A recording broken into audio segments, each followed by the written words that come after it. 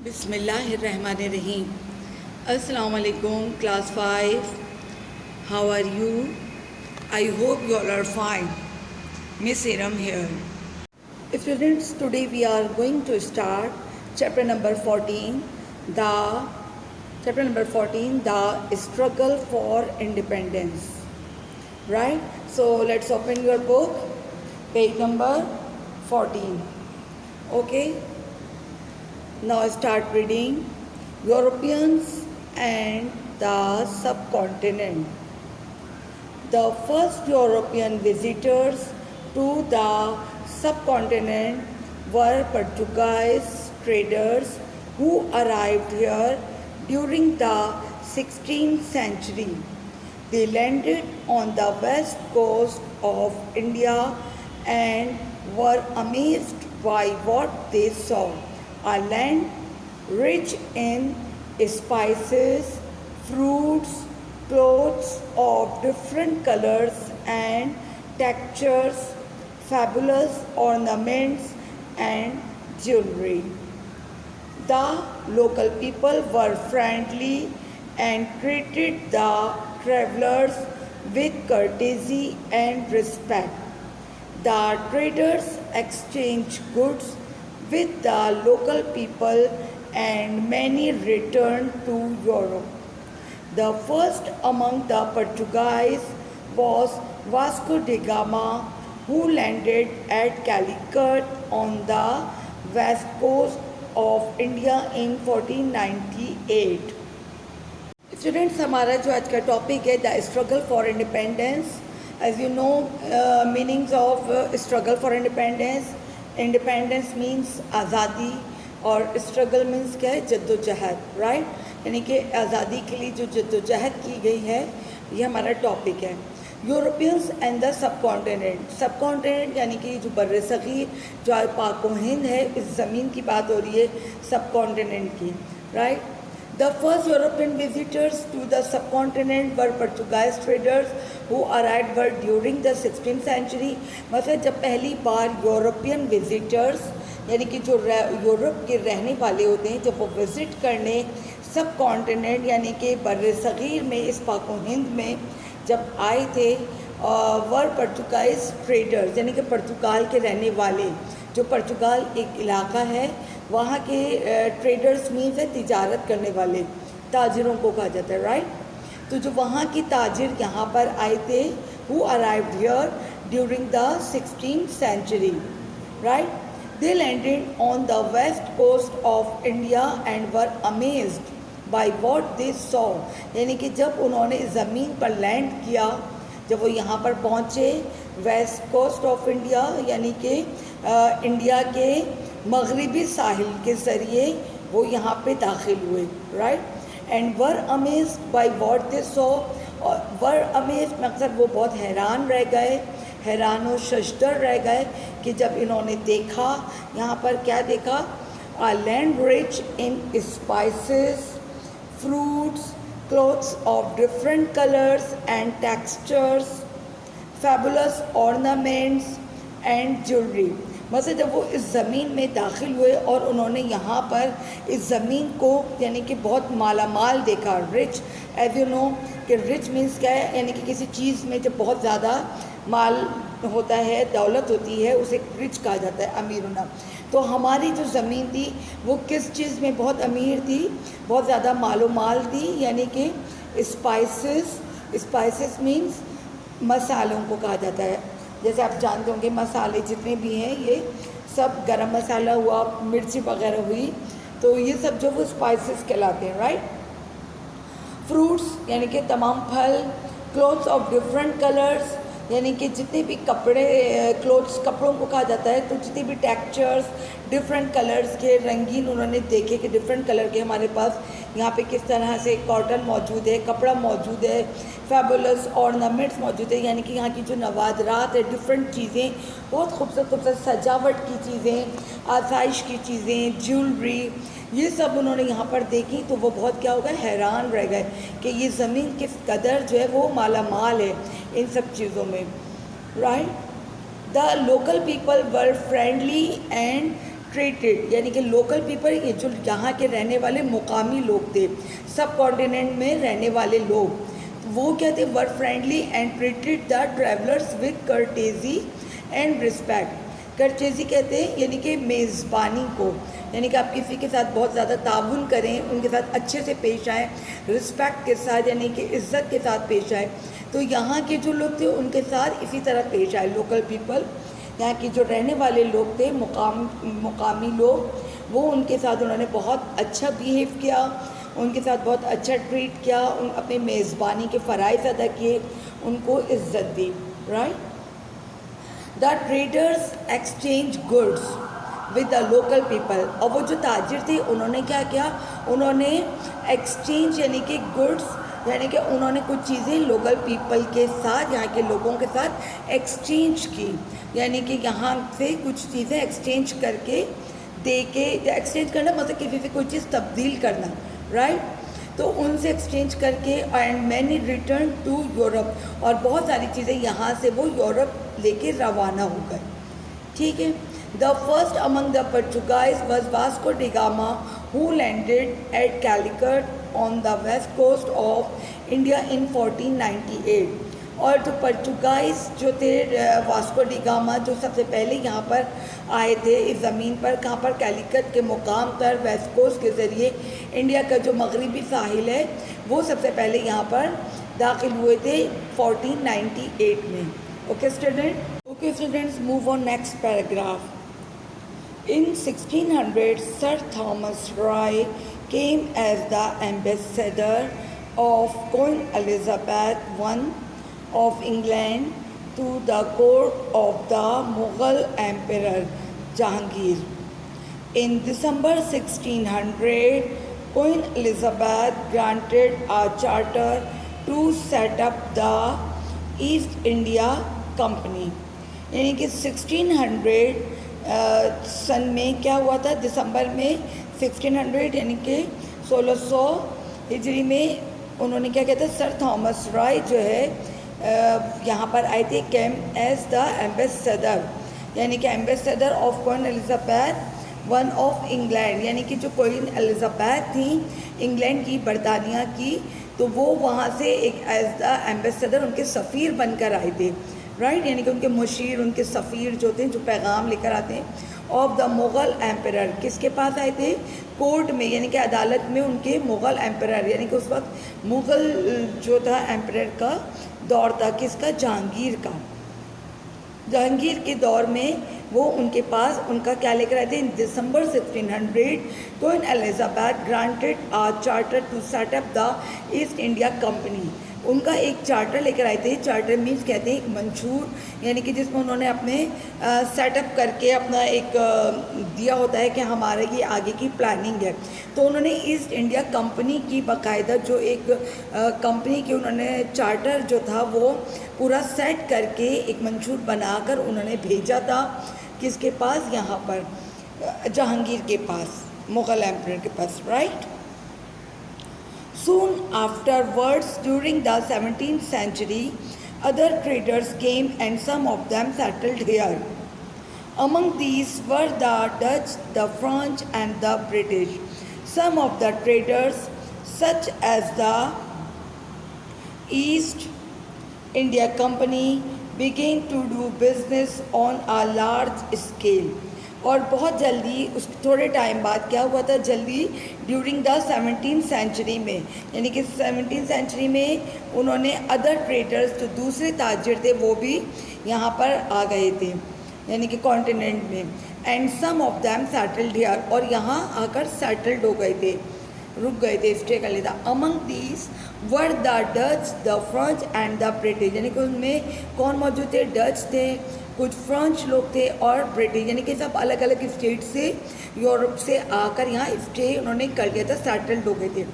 Some of the traders such as the East India Company began to do business on a large scale, और कुछ traders ने यहाँ पर east India company की शक्ल में उन्होंने क्या कहता अपना बिजनेस स्टार्ट कर दिया था लार्ज स्केल में। ईस्ट इंडिया कंपनी एक बड़ी कंपनी थी जो यूरोपियंस ने यहाँ पर खोली थी सब कॉन्टिनेंट में, जिसके थ्रू वो क्या करते थे, उन्होंने बिजनेस अपना तिजारत का शुरू किया था। यहाँ से वो सामान हमारा यहाँ से लोड करके हमारे मुल्क से लोड करके लार्ज स्केल पर यानी कि बड़े पैमाने पर लेके जाते थे और वहाँ जाके फ़रोख्त करते थे, right. By the 18th century the power of the Mughal emperor had begun to decrease as the Mughals grew weaker. The minor rulers in the north, the Rajputs, the Marathas and the Sikhs became restless and the Muslim जी यहाँ पर ये 18th century पर आते हैं। तो उसके बाद क्या हुआ था कि the power of the Mughal emperor यानी कि जो मुग़लों की जो हुकूमत थी, उनकी जो पावर थी हैड बिगन टू डिक्रीज़, वो क्या हो गई थी, ऐसा ऐसा ख़त्म होती थी, डिक्रीज़ यानी कि कम होती चली गई थी। As the Mughals grew weaker, और वो कमज़ोर होते चले गए थे। जो मुग़ल थे उनकी जो हुकूमत थी वो क्या हो गई थी, बहुत कमज़ोर होती चली गई थी। The minor rulers in the north, the Rajput, the Marathas and the Sikhs become resist, यानी कि ऐसा ऐसा उनका क्या होगा था, द माइनर रूलर्स जो कुछ हुक्मरान जो थोड़े बहुत थे वो भी कहाँ थे, नॉर्थ में, जैसे Rajput, the Marathas and the Sikhs became restless, यानी कि वो बिल्कुल उनको क्या कर दिया था, बिल्कुल उनको फारिग कर दिया था, यानी कि right. Move on page number 115। And the nobles fought among themselves, जी students, and the Muslims nobles fought among themselves, fought है फाइट की सेकंड फॉर्म, सही है। और किस तरह से उन्होंने सब जगह अपना कब्जा कर लिया था, उन्होंने फाइट के थ्रू, सही है, उनसे लड़ाई के थ्रू उन्होंने ऐसा ऐसा अंग्रेज़ों ने पूरे कॉन्टिनेंट पे अपना कब्जा कर लिया था, right. From the middle of the 18th century the British rose to power by defeating the local princes and the French. That was the beginning of 200 years of British rule. और उसके बाद उन्होंने 200 साल तक यहाँ पर अपनी ब्रिटिश हुकूमत की, राइट। उसके बाद next paragraph, the British government decided to take over the East India company and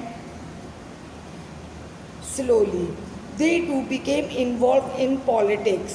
इसके बाद क्या हो गई थी कि जो government decided, the British government जो थी, जिन्होंने यहाँ पे 200 साल तक हुकूमत की, अपनी हुक्मरानी की, उसके बाद उन्होंने क्या किया, उन्होंने over the take over the East India company उनकी जो थी फिर वो आहिस्ता आहिस्ता स्लो हो गई थी। किस वजह से, they to became involve in politics, क्योंकि वो उसके बाद सियासत में इन्वॉल्व हो गए थे, सियासी सरगर्मियों में, right. By the middle of the 19th century, the British government began to rule the whole subcontinent। और उसके बाद उन्होंने 19th सेंचुरी में उन्होंने क्या किया, ब्रिटिश गवर्नमेंट ने अपनी सब कॉन्टिनेंट में बाकायदा अपनी हुक्मरानी तौर पे हाकिम बन गए थे, वो यहाँ के रूलर्स बन गए थे, right. The British had come to the subcontinent as traders but ended to bringing the whole region under their power. और तमाम जो कॉन्टिनेंट के यानी कि ब्रिटिश के जितने भी यानी कि ट्रेडर्स थे जो सब कॉन्टिनेंट में आ गए थे, उनका क्या था, but ended the bringing the whole region under their power. उन्होंने क्या किया था, यहाँ पर सारे रीजन्स में, तमाम इलाकों में अपना उन्होंने होल्ड ले लिया था, सारी पावर जो थी वो उनके पास चली गई थी, right. They introduced their language, architecture, politics, और उसके साथ साथ उन्होंने क्या किया, यहाँ पर जब उन्होंने अपना होल्ड कर लिया, सारी पावर ले ली, उन्होंने अपने पॉलिटिक्स के ज़रिए उन्होंने यहाँ पे तमाम रीजन्स में, तमाम इलाकों में अपनी पावर लेने के बाद उन्होंने फिर इंट्रोड्यूस करवाया किससे, अपनी लैंग्वेज से, architecture, politics and there ideas. यानी कि जब उनका तमाम यहाँ पे उन्होंने कमांड ले ली, कमांड लेने के बाद अंग्रेज़ों ने अपने जो कल्चर थे उसको यहाँ पर आकर अप्लाई करना शुरू कर दिया, यानी कि यहाँ पर अपना कल्चर लाकर फैला दिया, अपनी लैंग्वेज को, उनका जो आर्किटेक्चर था, जो आर्किटेक्चर यानी कि उनकी जो डिज़ाइनिंग्स, उनके जो नवादरात, उनकी जो इमारात थे, पॉलिटिक्स थी उनकी, उनके जो आइडियाज़ थे, उन सबको उन्होंने क्या किया, यहाँ पर उसको इंट्रोड्यूस कराना शुरू किया। उन्होंने लोगों पर इसको अप्लाई किया, तमाम मुस्लिम्स और हिंदूस पे, यहाँ पे कॉन्टिनेंट पे रहने वालों पे, right. They build roads, railways and large building, और उन्होंने इस पर भी बहुत काम किया। उन्होंने रोड्स तामीर करवाए, रेलवेज और बड़ी बड़ी buildings. But the people of the sub continent were never free and happy, लेकिन यहाँ के जो लोग थे कॉन्टिनेंट में रहने वाले, वो बहुत ज़्यादा क्या थे, अनहैप्पी थे, क्योंकि वो कभी खुश नहीं थे, क्योंकि वो बिल्कुल भी खुश नहीं थे। वो ना आज़ाद थे और ना हैप्पी थे, living under the rule of a foreign power, यानी कि वो गैर मुल्की लोगों की पावर से, उनके रूल से, उनकी हुकूमत से बिल्कुल नाखुश थे। They did not like the new rulers because they felt that the British had no right to run their country, और वो समझते थे कि ये उनका द न्यू रूलर्स जो है, because they felt that the British, यानी कि उनका कोई राइट नहीं है, जो ब्रिटिश जो रूलर्स थे, जिन्होंने यहाँ पर आके कब्ज़ा कर लिया था और अपने कल्चर्स को वो फैला रहे थे, तो वो समझते थे यहाँ के कॉन्टिनेंट वाले, उन्होंने ये महसूस किया था कि उनका कोई राइट नहीं बनता कि वो आकर हम पर अपनी हुकूमत करें और हमारे ऊपर जो है वो अपनी इन सब चीज़ों को मुसल्लत करें, right. However it was difficult to fight against the British because the local people were not united. फिर भी it was difficult to fight, यानी कि इसके बावजूद, क्योंकि वो जानते थे कि वो अभी उनके ख़िलाफ़ जो है, उनके अगेंस्ट जो है वो फाइट बहुत मुश्किल है। The British because the local people were not United, क्योंकि जो यहाँ के लोग रहने वाले थे वो यूनाइटेड नहीं थे, वो मुत्तफ़िक़ नहीं थे आपस में, तो इस वजह से उनके लिए क्या था, वो जानते थे कि अंग्रेज़ों के ख़िलाफ़, ब्रिटिश के ख़िलाफ़ फ़ाइट करना बहुत मुश्किल है। Okay students, understand. Now open page number 120, work page, exercise number A, write out short answers to the following questions, यानी कि आपको ये जो दिए गए हैं क्वेश्चंस, इसके क्या करने, शॉर्ट आंसर्स देने। सही है। Number 1, the name of the Portuguese man who first reached the subcontinent, यानी कि वो पहले पोर्चुगाइज मैन कौन थे जो सबसे पहले सब कॉन्टिनेंट में दाखिल हुए थे, Vasco da gamma, right. Number 2, the year in which he arrived in India, और वो कौन से सन में इंडिया पहुँचे थे, 1498 में, right. Number 3, the name of the English ambassador to the Mughal court, वो उन एम्बेसडर का नाम बताएं इंग्लिश मैन का जो मुग़ल कोर्ट में पहुँचे थे, कौन थे वो, sir Thomas Roe, right. Number 4, the name of the English monarch who granted the charter to the East India company, यानी कि वो उसका नाम बताइए जिन्होंने मोनार्च का, जिन्होंने ये पूरा ईस्ट इंडिया कंपनी को सजेस्ट किया था, प्लान किया था पूरा, ठीक है। वो कौन थी, क्वीन एलिज़ाबेथ वन, यानी कि पहली बरतानिया की मलका थी एलिज़ाबेथ, फर्स्ट क्वीन थी जिन्होंने ये पूरा प्लान किया था ईस्ट इंडिया कंपनी को, और जिन्होंने सर थॉमस रॉय के ज़रिए अपना यहाँ पर चार्टर भेजा था मंजूर कराने के लिए, right. Number 5, the date of the charter, उस डेट बताइए, कौन सी डेट है, दिसंबर 1600, राइट। स्टूडेंट, ये आपका एक्सरसाइज नंबर ए हो गया। अब आते हैं एक्सरसाइज नंबर बी पर। Complete this timeline by writing the correct dates, यानी कि ये जो आपको टाइमलाइन दी गई है, आप इसको पढ़ेंगे इवेंट्स को, ये कौन से इवेंट्स हैं और इसके जो करेक्ट डेट्स हैं इसके, वो आप यहाँ पर मेंशन करेंगे। जो टाइम है यानी कि सन है, वो आप उसको यहाँ पर मेंशन करेंगे उस ईयर को, राइट। जैसे नंबर 1 पर आपके पास ब्लैंक दिया गया है और आपसे पूछा गया है वॉर ऑफ इंडिपेंडेंस, तो वॉर ऑफ इंडिपेंडेंस यानी कि पहली जो आज़ादी लड़ाई लड़ी गई है इंडिपेंडेंस के लिए, वो कौन से सन में लड़ी गई है, 1857 में, राइट। अब नंबर 2 पर आइए, British government take control of India, यानी कि ब्रिटिश गवर्नमेंट ने इंडिया पर कंट्रोल कब हासिल किया, the middle in 19th century, सही है, यानी कि 19वीं सदी के बीच में, यानी कि मिडिल में, right. Number 3, that the Indian national Congress is setup, यानी कि इंडियन नेशनल कांग्रेस का जो सेटअप हुआ था वो कौन से सन में हुआ था? 1885 में, right. The all India Muslim League is organise, यानी कि ऑल इंडिया मुस्लिम लीग जो थी वो कब ऑर्गेनाइज हुई थी, यानी कि कब तश्कील दी गई थी, कब अपने एक शक्ल में आई थी, फॉर्म में? 1906 में, right. Number 5, the Allahabad resolution by Allama Iqbal, यानी कि इलाहाबाद का जो रिजोल्यूशन जो पास हुआ था वो कब पास हुआ था? अल्लामा इकबाल ने ये रिजोल्यूशन दिया था, खुतबा अपना, वो 1930 में दिया था इलाहाबाद में, राइट। फिर इसके बाद the Pakistan resolution at Lahore, और ये रिजोल्यूशन जो पास हुआ था लाहौर में वो कब हुआ था? 23 मार्च 1940, राइट। इसके बाद क्वाइट इंडिया मूवमेंट यानी कि कब हुई थी? मूवमेंट तहरीक 1942, right. Number 8, Pakistan emerge as an independent country, यानी कि पाकिस्तान किस तरह कब अपने वजूद में आया है, कब उसे आज़ादी हासिल किए? 14 अगस्त 1947, राइट।